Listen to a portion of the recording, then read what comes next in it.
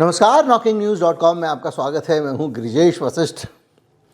इधर से Donald Trump आ रहे हैं, इधर से शी जिनपिंग आ रहे हैं और शी जिनपिंग डोनाल्ड ट्रंप को देख के बोलते हैं, डोनाल्ड ट्रंप चले जा रहे हैं। करीब करीब यही सीन है एकदम। डोनाल्ड ट्रंप को चीन ने कहा और कहा नहीं, करके दिखाया, तेरे जैसे ऐसे बहुत पड़े हुए हैं। हाँ, आपको याद होगा जब टैरिफ लगा था तो मैंने आपको बताया था कि ये टैरिफ बहुत समय तक तबाही नहीं मचाएगा और दुनिया के देश विकल्प ढूंढ लेंगे। और ये अच्छा है, ये टैरिफ अच्छा है क्योंकि इसके बहाने लोग अमेरिका के बगैर जीना सीख जाएंगे, अमेरिका की जगह कुछ और जगह से व्यापार करना सीख जाएंगे।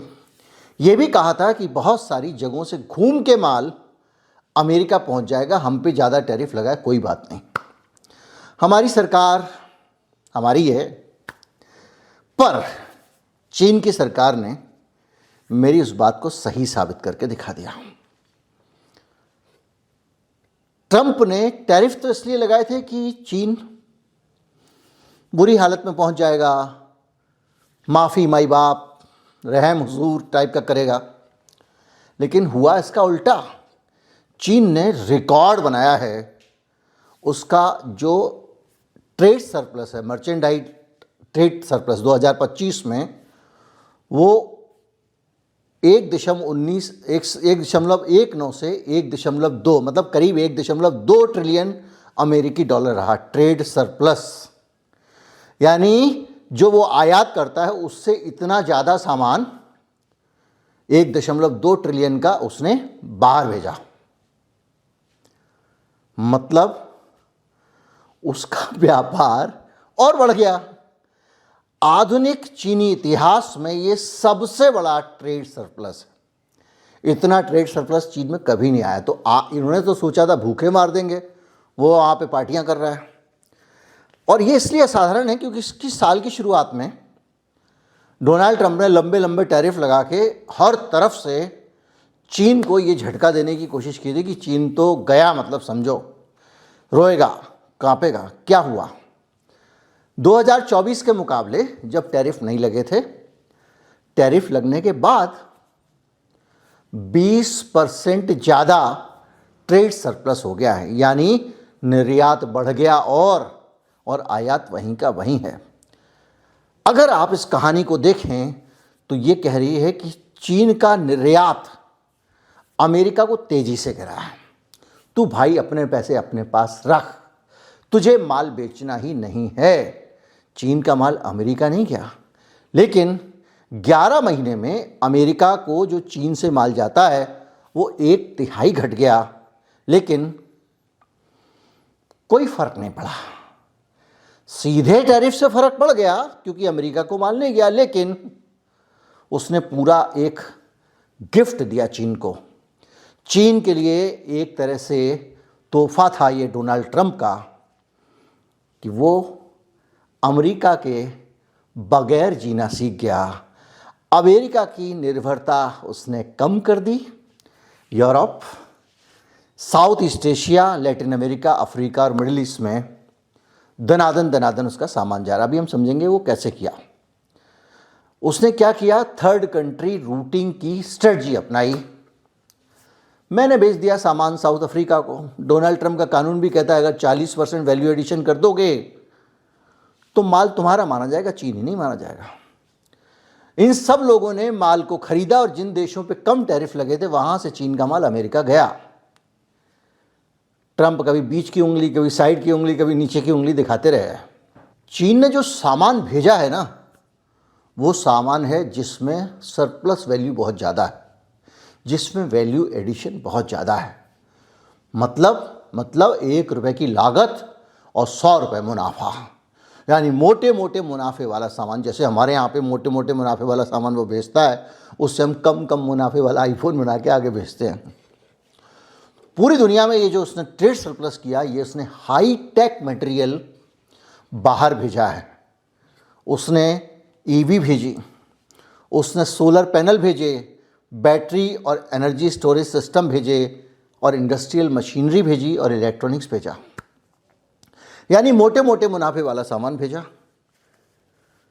मतलब माल भी बहुत काटा और बावजूद इसके काटा कि उसने इस सब से पूरी दुनिया की सिट्टी पिट्टी गोल कर दी। उसका जो हथियार था जिससे उसने हरा दिया अमेरिका के टैरिफ को, वो हथियार था कॉम्पिटिटिव प्राइसिंग। एक तो वो अपना युआन कम कर रहा था, अब तो युआन को वापस ला रहा है वो अपना, तो पैसे ही सामने वाले को सस्ता पड़ेगा। ऊपर से वहाँ की कंपनियों ने अपने मुनाफे एकदम कम कर दिए, क्योंकि उनको ये लगा कि अमेरिका से जो हमको नुकसान हो रहा है इसकी भरपाई हमको दूसरी जगह भेज के करनी है, सस्ते में निकालो। इतना सस्ते में निकाला कि कई देशों ने कह दिया कि ये हमारे डंप कर रहा है। ईवी को लेके यूरोपियन कंट्रीज़ ने कहा कि ये डंप कर रहा है, यूरोपियन यूनियन के लोगों ने कहा। सस्ते में माल निकाल दे दनादन, इतना सस्ता माल कि जो लोग दूसरे लोग माल भेजते थे उनकी टांगें कांपने लग गई, वो लड़खड़ा गए। उनमें से एक भारत भी था, उसमें से एक दक्षिण कोरिया भी था, उसमें से एक जापान भी था। यानी उसने अमेरिका को तो धोखा दिया ही, धोखा क्या दिया, अमेरिका को तो सबक सिखाया ही। इन सब देशों की हालत भी ख़राब कर दी और सस्ता माल बेचना चालू कर दिया। सस्ता माल बेचने का उसका जो फ़ायदा हुआ वो ये हुआ कि उसने एक तो बहुत ज़्यादा मार्जिन थे उसके पास, उसका उसने फ़ायदा उठा लिया और उसने वो सामान भेजा जिसमें वैसे ही इतना मार्जिन है कि अगर अपना मुनाफा आधा % भी कर दे तो पूरी दुनिया लुट जाएगी, क्योंकि हाईटेक प्रोडक्ट भेजे। उसमें उसको सारा का सारा फ़ायदा चीन की सरकार से मिला, सरकार से फाइनेंस मिल रहा था। भाई एक की जगह 4 बनाओ, पैसे लो। सबसे बड़ी बात, भविष्य के लिए खेल कर दिया। भविष्य के लिए खेल जो किया है वो बावजूद इसके कि आप काउंटर वेटिंग ड्यूटी लगा रहे हो, एंटी डंपिंग शुल्क लगा रहे हो, भारत ने भी कई चीज़ों पर लगाया, उसके बावजूद चीन ने इन देशों में जाके कब्जा कर लिया 1 साल के अंदर। आप सोचिए, इसी कॉम्पिटिटिव प्राइस पे अगर 2 साल माल इन्होंने और बेच दिया तो ये नया स्टैंडर्ड प्राइस होगा। यानी इस प्राइस पे दुनिया के बाकी देश, बाकी अर्थव्यवस्थाएं नहीं बेच पाएंगी। आप WTO में जाके छाती पीटते रहना, क्योंकि ये कृषि उत्पाद तो है नहीं, ये चीनी तो है नहीं, ये गन्ना सोयाबीन तो है नहीं, ये तो हाईटेक उत्पाद हैं।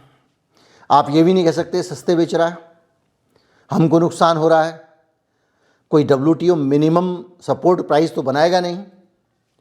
तो ऐसी सिचुएशन में 2-3 साल के अंदर ये दुनिया के मार्केट को दूसरे प्लेयर्स से हड़प लेगा और अमेरिका की डिपेंडेंस इसके ऊपर और ज़्यादा आ जाएगी।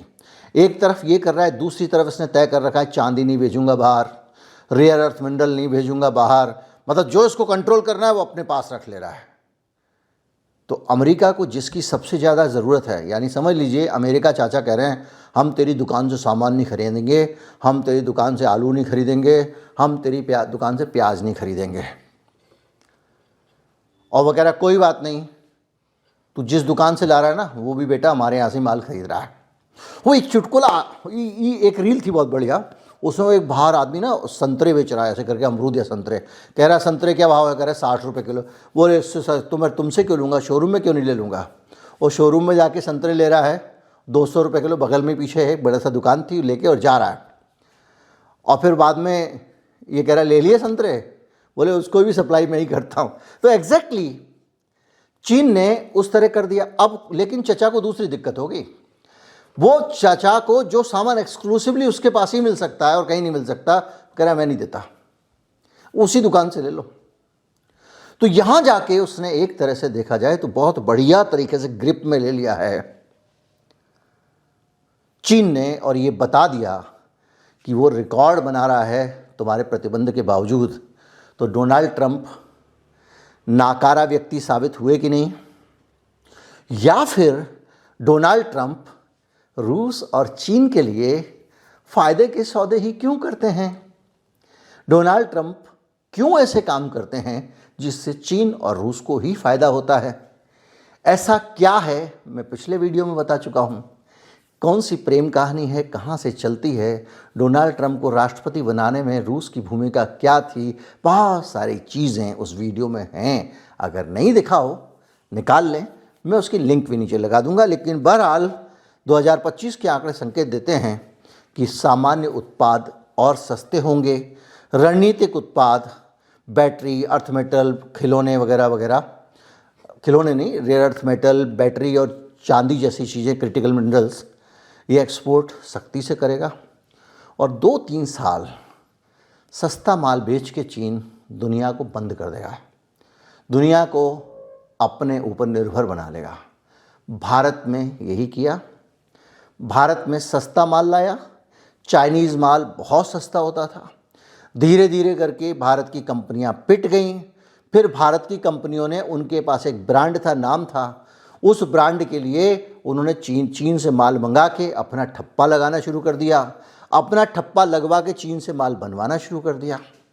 मनमोहन सिंह जी का दौर था, पूंजीवादी सरकार थी, उन्होंने भी इसकी इजाज़त दे दी। और इसकी वजह से, और अगर नहीं देते तो ये बच्चे कुछ ब्रांड भी पड़ जाते। जो वहाँ से लाके यहाँ ठप्पा नहीं लगा पाए, वो कार्बन, माइक्रोमैक्स वगैरह शहीद हो गए। एप्पल और सैमसंग चल रहे हैं, वहाँ से माल लाके यहाँ पर ठप्पा लग रहा है, कुछ चीज़ें अपनी रखी हैं। बहरहाल जो भी है, लेकिन चीन ने ये बताया कि कैसे कैसे कैसे डोनाल्ड ट्रंप को और अमेरिका को याद रखना चाहिए कि ट्रेड में, और वो दुनिया के आगे कहीं नहीं टिकते हैं। उन्होंने अपने लोगों को तकलीफ़ पहुंचाई, अपने लोगों पे टैक्स लगाए, अपने लोगों को लूटा, और अब गिड़गिड़ा रहे हैं सुप्रीम कोर्ट के सामने कि साहब टैरिफ ख़त्म मत करना। इसको कहते हैं किसी मूर्ख को सिर्फ भावनात्मक नारों के आधार पर चुनकर अगर अपने सर पे बिठा लोगे तो रोना ही पड़ेगा। फॉरवर्ड कर दीजिए फटाफट। नमस्कार, जय हिंद।